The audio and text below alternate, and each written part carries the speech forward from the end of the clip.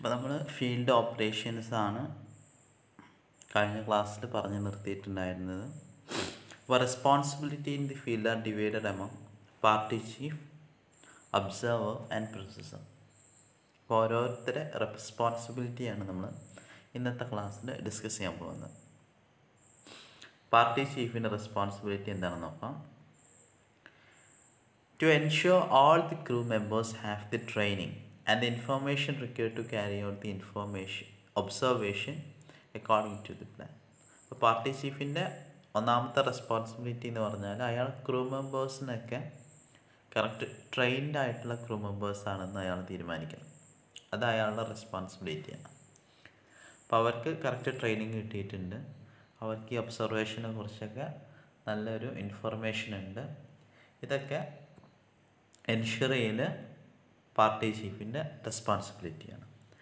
Daily duties എന്ന് പറഞ്ഞാൽ scheduling who should observe at what station, ആരൊക്കെ എവിടേക്കാണ് ഒബ്സർവ് ചെയ്യേണ്ടത്, ഏതൊക്കെ സ്റ്റേഷനിൽ ആരൊക്കെയാണ് ഒബ്സർവ് ചെയ്യേണ്ടത് അത് തീരുമാനിക്കണം, ഷെഡ്യൂൾ ചെയ്യണം.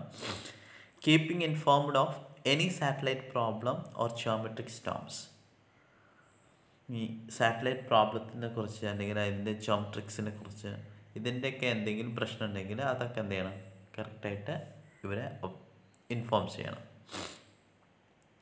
Assessing results on daily basis and modifying plans as required.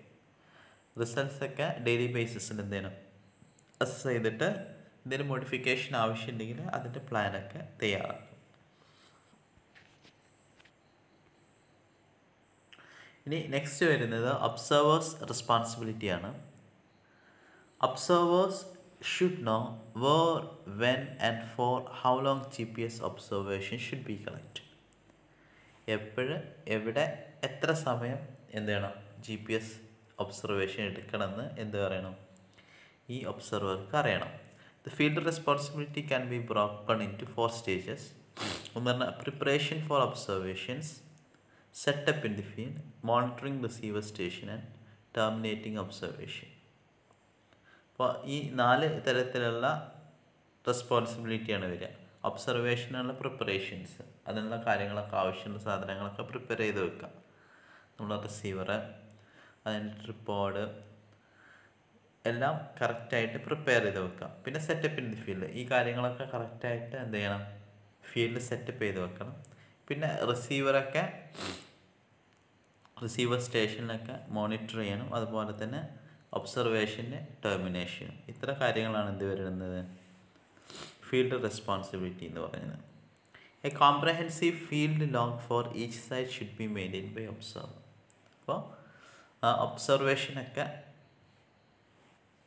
Login ചെയ്യാൻ വേണ്ടി എന്ത് ചെയ്യണം, ഒരു ഫീൽഡ് ലോഗ് ബുക്ക് ഒബ്സർവർ എപ്പോഴും കരുതണം. The following information should be document. അപ്പോൾ ഫീൽഡ് ലോഗ് ബുക്കിൽ ഡോക്യുമെൻ്റ് ചെയ്ത ഇൻഫർമേഷൻസ് ആണ്. ഒന്ന് site name, observers name, receivers and antenna type and serial number, data collection start and stop time, satellite tracked, problems experienced and actions taken. ഇത്ര കാര്യങ്ങൾ എന്ത് ചെയ്യണം, ആ ഫീൽഡ് ഡാറ്റ ബുക്കിൽ എഴുതണം. ഇനി പ്രൊസസ്സേഴ്സ് റെസ്പോൺസിബിലിറ്റിയാണ്. Data submitted should be verified to ensure they are clear and complete and accurate. അപ്പോൾ ഈ സബ്മിറ്റ് ചെയ്തിട്ടുള്ള ഡാറ്റ പ്രൊസസ്സർ എന്ത് ചെയ്യണം, അത് ക്ലിയർ ആണോ, കംപ്ലീറ്റ് ആണോ, അക്യുറേറ്റ് ആണോ, ഇതൊക്കെ അയാൾ വെരിഫൈയിൽ എന്താണ്, അയാളെ റെസ്പോൺസിബിലിറ്റിയാണ്. Data should be downloaded to the കമ്പ്യൂട്ടറിലോട്ട് ഡൗൺലോഡ് ചെയ്യണം. Processing should be carried out to judge if the collected data is of adequate quality. Analyze processing results to assess the goodness of the data and pass result to party chief. ഇനി processing data analyse ചെയ്തിട്ട് അതിൻ്റെ goodness എത്ര തരം അതിൻ്റെ quality ഉണ്ട്, അതിനനുസരിച്ച് ചെയ്യണം party ചീഫിലോട്ട് ഈ ഡാറ്റ, ഈ റിസൾട്ട് ഡാറ്റ എന്ത് ചെയ്യണം, ഹാൻഡ് ഓവർ ചെയ്യണം. Notes on data processed, difficulties experience and action to be kept. ഇനി അയാൾ പ്രോസസ്സ് ചെയ്യുമ്പോൾ എന്തൊക്കെ ഡിഫിക്കൽട്ടീസ് വന്ന് ആ കാര്യങ്ങളുടെ ഒക്കെ നോട്ട് എന്ത് ചെയ്യണം, ചെറുതായിട്ട് നോട്ട് ചെയ്യണം. അത് നോട്ട് ചെയ്യുന്നതെന്ന് പറഞ്ഞാൽ ഫ്യൂച്ചറായിട്ട് എന്തെങ്കിലും റെഫറൻസിന് വേണ്ടിയാണ് നമ്മൾ ഈ നോട്ടിംഗ് ഒക്കെ ചെയ്യുന്നത്. ഇനി post processing and data generation. Observed data need to be transferred, processed and tested for quality. നമ്മൾ ഒബ്സർവ് ചെയ്ത ഡാറ്റ എന്ത് ചെയ്യണം? ഇറ്റ് നീഡ് ടു ബി ഒരു കമ്പ്യൂട്ടറിലോട്ട് ട്രാൻസ്ഫർ ചെയ്യണം. അതുപോലെ തന്നെ ട്രാൻസ്ഫർ ചെയ്തിട്ട് അത് പ്രോസസ്സ് ചെയ്യും. സോഫ്റ്റ്വെയർ ആണ് അത് പ്രോസസ്സ് ചെയ്യുന്നത്. എന്നിട്ട് അതിൻ്റെ ക്വാളിറ്റി എന്തെങ്കിലും we have to check. As per the requirement, the observed data is processed further to carry data transformation, computation of coordinate. ഇനി ഒബ്സർവ്ഡ് ഡാറ്റ പ്രോസസ്സ് ചെയ്തിട്ട് നമുക്ക് കിട്ടുന്നത് എന്താണ്? We are computing the coordinate of the respective stations. ആ സ്റ്റേഷൻസിൻ്റെ coordinates ആണ് എന്ത് ചെയ്യുന്നത്? നമ്മൾ കണ്ടെത്തുന്നത്. ഇനി data sheet. Station data sheet should be prepared during the reconnaissance of the existing or newly established control points. ഒരു ഡാറ്റ ഷീറ്റ് നമ്മൾ നേരത്തെ പറഞ്ഞിട്ടുണ്ട്. ഒബ്സർവർ ഒരു ഡാറ്റ ലോഗ് ബുക്കിൽ ഡാറ്റ ഷീറ്റ് പ്രിപ്പയർ ചെയ്യൽ, മെയിൻറ്റെയിൻ ചെയ്യൽ നിർബന്ധമാണ്. GPS surveyor on the way to observe the position for first time may be initial user of the station data sheet. It must be clear along the field notes. Description of the route to the station is one of the most critical document written during the reconnaissance. Reconnaissance surveyൻ്റെ സമയത്ത് നമ്മളെ description of the route to the station, ആ സ്റ്റേഷനിലോട്ടുള്ള റൂട്ടിൻ്റെ description, ഇത് എന്താണ്? ഒരു most important ആയിട്ടുള്ള ഡാറ്റയാണ്. ഇനി horizontal control points and vertical control points. ഇതിനെക്കുറിച്ച് നമ്മൾ ഡിസ്കസ് ചെയ്തിട്ടുണ്ട്. ഒന്നുകൂടി ഒന്ന് പറയാമെന്നുള്ളൂ. Horizontal control service horizontal position data. Horizontal control എന്ന് പറഞ്ഞാൽ ഹൊറിസോണ്ടൽ പൊസിഷൻ ഡാറ്റയെ സർവേ ചെയ്യുന്നതാണ്. The stations connect the base lines. Base ലൈൻസിൽ എന്താണ് ഈ stations, horizontal control stations connect ചെയ്യുന്നത്. The absolute minimum required for a survey is 3 horizontal control station. Minimum ഒരു 3 horizontal control സ്റ്റേഷനെങ്കിലും എന്ത് വേണം? നമുക്ക് ആവശ്യമുണ്ട്. അപ്പോൾ ഹൊറിസോണ്ടൽ കൺട്രോൾ സ്റ്റേഷനെ ബേസ് ചെയ്തിട്ടാണ് നമ്മൾ ഹൊറിസോണ്ടൽ ഡാറ്റ എല്ലാം എടുക്കുന്നത്. Better the horizontal control stations R chosen, better the surveys. Horizontal control stations നമ്മൾ നന്നായിട്ടൊന്ന് ചൂസ് ചെയ്താൽ, ബെറ്ററായിട്ട് ചൂസ് ചെയ്താൽ നമുക്ക് കിട്ടുന്ന റിസൾട്ട് എന്തായിരിക്കും? ബെറ്റർ ആയിരിക്കും. The standard symbol for indicating horizontal control on the project map is triangle. നമ്മൾ സ്റ്റാൻഡേർഡ് സിമ്പിളായിട്ട് ഉപയോഗിക്കുന്നത് ട്രയാങ്കിൾ ആണ് horizontal control station. For establishing horizontal control station, the method adopted is to divide the project into 4 quadrants and to choose at least 1 horizontal control station in each quadrant. നമ്മൾ മൊത്തം പ്രൊജക്റ്റിനെ 4 ക്വാഡ്രൻ്റായിട്ട് തിരിക്കും. ഓരോ ക്വാഡ്രൻറ്റിനും എന്ത് ചെയ്യുന്നുണ്ട്? ഓരോ ഹൊറിസോണ്ടൽ കൺട്രോൾ സ്റ്റേഷൻ പ്രൊവൈഡ് ചെയ്യുന്നുണ്ട്. Each of them has to be very near to the project boundary. Project ബൗണ്ടറിൻ്റെ അടുത്തായിരിക്കണം നമ്മൾ സാധാരണ ചൂസ് ചെയ്യേണ്ട എന്ത്? Horizontal control station. Supplementary control points may be chosen in the interior for obtaining more stability. അതുപോലെ തന്നെ supplementary control points നമ്മൾ choose ചെയ്യണം. ഇൻറ്റീരിയറിലാണ് നമ്മൾ സപ്ലിമെൻ്ററി കൺട്രോൾ പോയിൻറ്റ്സ് ചൂസ് ചെയ്യേണ്ടത്. കാരണം നമ്മൾ ആ സർവേൻ്റെ സ്റ്റെബിലിറ്റിക്ക് വേണ്ടിയാണ് അങ്ങനെ ചൂസ് ചെയ്യുന്നത്. ഇനി vertical control point. Vertical control point എന്ന് പറഞ്ഞാൽ the stations have known elevation from A reference. ഒരു സീ ലെവലിൽ നിന്നൊക്കെ മീൻ സീ ലെവലിൽ നിന്നൊക്കെ ഒരു നോൺ എലിവേഷനുള്ള സ്റ്റേഷൻസാണെന്ത്? റെഫറൻസ് ആയിട്ട് നമ്മൾ സാധാരണ എടുക്കുന്നത് മീൻ സീ ലെവലാണ്. അപ്പോൾ മീൻ സീ ലെവലിൽ നിന്നൊക്കെ നോൺ എലിവേഷൻസ് ആയിട്ടുള്ള സ്റ്റേഷൻസിനാണ് നമ്മൾ വേർട്ടിക്കൽ കൺട്രോൾ പോയിൻറ്റ്സ്. അപ്പോൾ നമുക്ക് with reference to this vertical control points ആണ് നമ്മൾ എന്ത് ചെയ്യുന്നത്? വേർട്ടിക്കലായിട്ടുള്ള എലിവേഷൻസ് എടുക്കുന്നത്. നമ്മൾ സാധാരണ ലെവലിങ്ങിനൊക്കെ ചെയ്യുന്നത് എങ്ങനെയാണ്?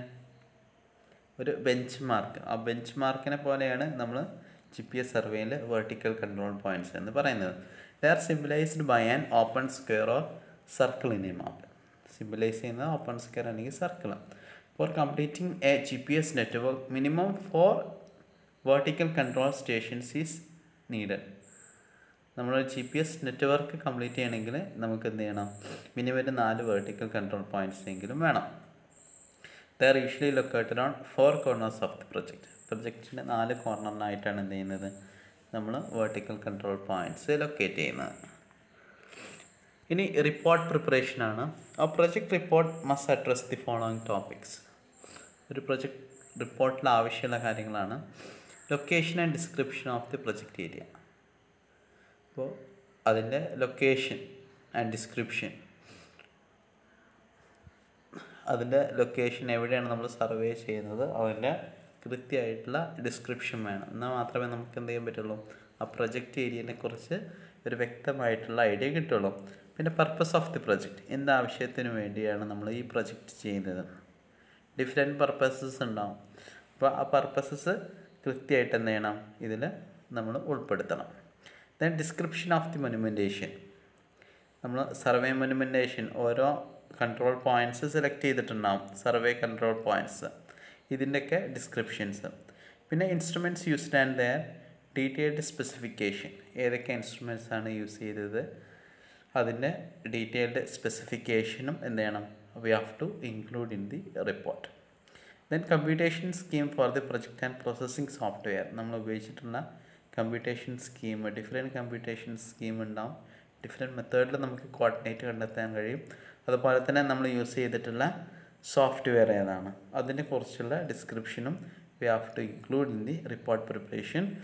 Datum transformation parameters and their source, computation of coordinate, sketch of control points. അപ്പോൾ ഡാറ്റ ട്രാൻസ്ഫോർമേഷൻ, നമുക്ക് ഒബ്സർവേറ്റഡ് ഡാറ്റ എന്ത് ചെയ്യണം, we have to transform to the കോർഡിനേറ്റിലോട്ട് പ്രോസസ്സ് ചെയ്ത് എന്ത് ചെയ്യണം, കോർഡിനേറ്റിലോട്ട് കൺവേർട്ട് ചെയ്യണം. നമുക്ക് കിട്ടിയ ഡാറ്റ എന്ത് ചെയ്യണം, നമ്മൾ സോഫ്റ്റ്വെയർ വെച്ച് പ്രോസസ്സ് ചെയ്തിട്ട് അത് നമ്മൾ കോർഡിനേറ്റായിട്ട്, അതിൻ്റെ ജിയോസ്പേഷ്യൽ കോർഡിനേറ്റായിട്ട് കൺവേർട്ട് ചെയ്യുകയാണ് ചെയ്യാറുള്ളത്. അപ്പോൾ അതിനെക്കുറിച്ചുള്ള ഇൻഫർമേഷൻസ് എന്ത് ചെയ്യണം, we have to provide in the report. പിന്നെ അതുപോലെ തന്നെ സ്കെച്ച് ഓഫ് ദി കൺട്രോൾ പോയിൻറ്റ്സിൻ്റെ സ്കെച്ചും നമ്മൾ കൃത്യമായിട്ട് നമ്മൾ റിപ്പോർട്ടിൽ കാണിക്കണം. The problems encountered during the survey work നമ്മൾ എൻകൗണ്ടർ ചെയ്തിട്ടുള്ള പ്രോബ്ലംസിനെ കുറിച്ചും എന്ത് ചെയ്യണം, we have to include in the report. Following must be included: occupation schedule, അതുപോലെ തന്നെ list adjusted positions and plain coordinates, project statistics, copies of original site and occupation log, equipment manufacturing log, project sketch showing the all points and control points. ഇത്ര കാര്യങ്ങൾ എന്ത് ചെയ്യണം, we have to include in the project preparation. അപ്പോൾ നിങ്ങൾ project report പ്രിപ്പറേഷനിൽ നമ്മൾ first വരുന്നതാണ് പല റിപ്പോർട്ടുകളും കണ്ടെത്തിയിട്ടുണ്ടാവും, പ്രൊജക്ട് റിപ്പോർട്ടുകൾ. ആദ്യം നമ്മൾ ആ പ്രൊജക്റ്റിനെ കുറിച്ചുള്ളൊരു ഇൻട്രൊഡക്ഷൻ കൊടുക്കും.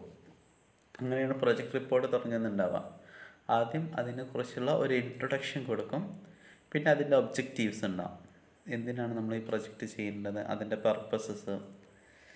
പിന്നെയാണ് നമ്മൾ ഈ കാര്യങ്ങളൊക്കെ വരുന്നത്, അതിൻ്റെ ലൊക്കേഷൻ ഓഫ് ദി പ്രൊജക്റ്റ് വരുന്നത്, അതിൻ്റെ ഡീറ്റെയിൽഡ് ലൊക്കേഷൻ കൊടുക്കുന്നുണ്ട്, അതിൻ്റെ മാപ്പുകൾ, കറക്റ്റ് ലൊക്കേഷൻസ്, അതിലോട്ടുള്ള വഴികൾ, ഇതെല്ലാം നമ്മൾ നെക്സ്റ്റ് കൊടുക്കും. പിന്നെ നമ്മൾ ചെയ്യുന്നത് ബാക്കിയുള്ള കാര്യങ്ങളൊക്കെ, ഇൻസ്ട്രുമെൻ്റ് എന്തൊക്കെ യൂസ് ചെയ്തിട്ടുള്ളത്, എന്തൊക്കെയാണ് സോഫ്റ്റ്വെയർ യൂസ് ചെയ്തിട്ടുള്ളത്, പിന്നെ അവിടെയുള്ള കൺട്രോൾ പോയിൻറ്റ്സ് ഏതൊക്കെയാണ്, ഇതിനെക്കുറിച്ചുള്ള ഐഡിയകൾ പിന്നെ കൊടുക്കും. ലാസ്റ്റ് ഇതിൻ്റെ നമ്മൾ പ്രോസസ്സ് ചെയ്തിട്ടുള്ള ഡാറ്റ കൊടുക്കുന്നുണ്ട്. പ്രോസസ്സ് ചെയ്തിട്ടുള്ള ഡാറ്റ, അതിൻ്റെ ലൊക്കേഷൻ, അതിൻ്റെ കറക്റ്റ് മാപ്പുകൾ, പ്ലാനുകൾ, ഇതെല്ലാം കൊടുത്തിട്ട് ലാസ്റ്റ് നമ്മളൊരു കൺക്ലൂഷനും കൂടി കൊടുക്കുന്നുണ്ട്. ഇങ്ങനെയാണ് നമ്മൾ ഒരു പ്രൊജക്റ്റ് റിപ്പോർട്ട് തയ്യാറാക്കുന്നത്. അപ്പം ഇത്ര കാര്യങ്ങളെ നമ്മൾ ഇന്നത്തെ ക്ലാസ്സിൽ ഡിസ്കസ് ചെയ്യാൻ ഉദ്ദേശിക്കുന്നുള്ളൂ. ബാക്കി നമുക്ക് എന്ത് ചെയ്യാം, we can discuss in the next class. ഇനി ഇതിൽ ഒരു ക്ലാസ്സോട് കൂടി നമുക്ക് ഈ ഒരു മൊഡ്യൂൾ നമുക്ക് വൈൻഡപ്പ് ചെയ്യാൻ കഴിയും. ഇനി അടുത്ത ക്ലാസ്സിൽ, ഈ ക്ലാസ് കഴിഞ്ഞിട്ട് അടുത്ത ക്ലാസ്സിൽ നമ്മൾ ഒരു 5th മൊഡ്യൂളാവും. അടുത്ത ക്ലാസ്സിൽ നമ്മൾ 4th മൊഡ്യൂളാണ് ഡിസ്കസ് ചെയ്യുക, ലാസ്റ്റ് പോർഷൻ. ഇനി അടുത്ത ക്ലാസ് കഴിഞ്ഞിട്ട് 5th മൊഡ്യൂളാണ്. അപ്പോൾ 5th മൊഡ്യൂളും ഇതുപോലെ തന്നെ ഇൻട്രസ്റ്റിംഗ് ആയിട്ടുള്ള ഒരു ടോപ്പിക്കാണ്. That is